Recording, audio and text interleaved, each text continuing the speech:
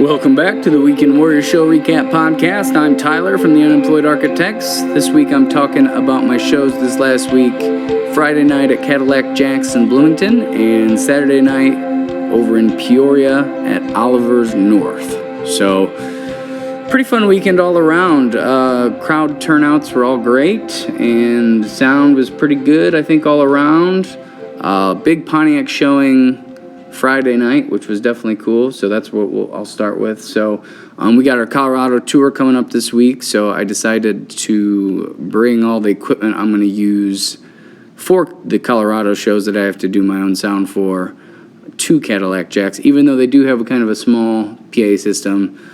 But I just wanted to test all the gear, make sure everything's working. I had gotten a new mixer specifically for Colorado, so I wanted to test it out, make sure everything was working properly. I probably ended up showing up just like a little later than I would have liked, and it was just me. Lo and Dave didn't really show up till about 7:30, so I was, I was really putting the sweat on, I guess, is what happened. So because I just took on too much and I didn't get there early enough, and it was like super packed right when I got there. So, doing all the loading by myself and then trying to get through like a crowd of people was a little bit of a pain. In retrospect, I don't know. It was a good idea to test everything, but I should have got there way earlier and just gotten it all set up so I could have relaxed a little bit. So I played 8 to 11. And it was busy, like I said, right from the beginning. And, I was pretty frantic about getting everything plugged in and sounding okay. But, we started pretty close to on time. It might have been a few minutes late, but it was rough to get it going. But once we got it going, I feel like it sounded okay. There was a lot of older people there that weren't super happy with our sound check because it was a little loud.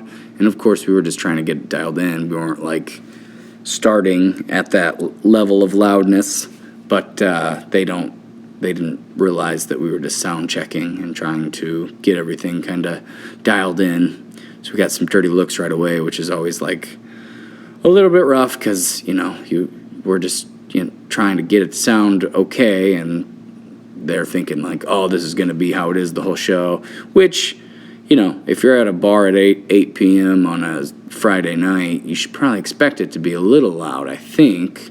But, and then a buddy of mine came. He showed up within the first few songs, and then a big group from Pontiac came. And the buddy of mine was also from Pontiac, but he lives in Bloomington. So that puts a little gas in your tank, I guess. I don't know. I feel like overall maybe a little sloppy, but we had fun and it was a good night all around. We got some requests for originals, which is good. A couple local fans came out as well, and it was just busy all around. Got lots of compliments, so it was good. I had a really good time.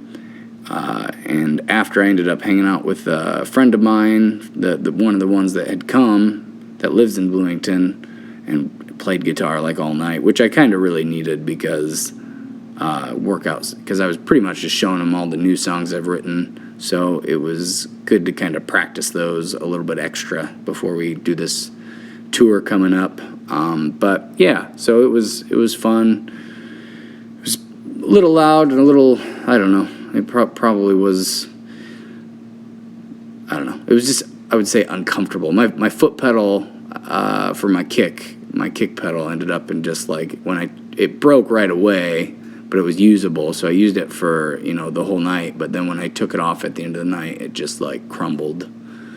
So luckily I just ordered a new one because I knew it was looking a little iffy. So I'd ordered it earlier that day, and I'm recording this on Wednesday, but I got it on Monday. So I've been kind of working on getting used to it. It's a different feel than the other one. Definitely more sturdy though, because the other one was a little fragile. So hopefully this one will last a lot longer. I probably need to get some sort of case or box for it so it gets protected in the car instead of just kind of throwing it in the back of the car. But so that was Saturday night, and I think overall it went well. We played about 50-50, I would say, covers to originals. Tried to keep the originals going, trying to keep those strong. It was a 3-hour set, so trying to get ready, because out in Colorado we have, I think, so we have 3-hour sets, so kind of close to what we're doing out there, and it was a similar sound setup. So then Saturday night we played at Oliver's. Lo wasn't feeling good, so it was just me and Dave, and I did the one mic setup and just put one mic over Dave, and then I plugged my guitar in. So there's really 3 channels, but I did my vocal in stereo. And I've been doing that most of the time, but I've never done it for the condenser mic, the one mic kind of setup. So I don't know. I just really like doing these setups because, it's a lot less stress, and I felt like it just sounded really, really good. There's just such a difference between playing outside as opposed to inside, because it's like all the noise from you and all the noise from the crowd, and it kind of compiles, I guess, and it just gets louder and louder and louder. And there's no place for the sound to really get absorbed or to go, so it can be a little bit hard. But then outside, even if you're a little loud outside, I mean, you still sound pretty good because the sound just goes and goes. And doing the one mic set, was a little bit soft probably compared to what I would normally do. And I felt like for that crowd, it was like perfect. And it was a good crowd right away. I mean, they were sold after the first song. I did one of my new originals as a sound check, and they gave me a pretty hefty round of applause, like right away. I didn't feel like I had to win anybody over. It was just like they were there, they accepted it, they thought we were good, and shows like that are just awesome. I mean, I think the one mic, like I said, definitely helped. We ended up and used the Roland for my Roland amp to mic Dave up, and I put a little of my guitar in there so you could hear it, but I mean, we were really just coming out of my new 8-inch QSC, and then I pointed it like a little bit towards me. And we're doing that setup out in Colorado the last show, so I kind of want to make sure it would work okay, and it worked great. It's like it's just so much less of a challenge to sing that way for some reason. But I think a lot of that has to do with just the overall noise, I can get away without any monitors because it's so quiet in general. It's not like a loud crowd of people talking, and it's not like the music's like crazy. And I just like push that condenser mic pretty hard so I can kind of sing dynamically. So when I'm loud, I'm pretty far back, and then when I'm singing kind of quiet or in my lower register, I can be right up on it. And it just really sounds great. I mean, I can't remember a show that I felt like I sounded that good, and I think that's the main reason why, the condenser mic and the quietness. I feel like that's, half the battle of doing like large shows and indoor shows is like making it feel like, you're not necessarily singing through a mic to get kind of that natural feel to because when you're singing through like a big PA system, you manipulate the way you sing a little bit to, make it feel right, and it's not necessarily as natural as it would normally be if you were just singing regular. So it's definitely a different experience.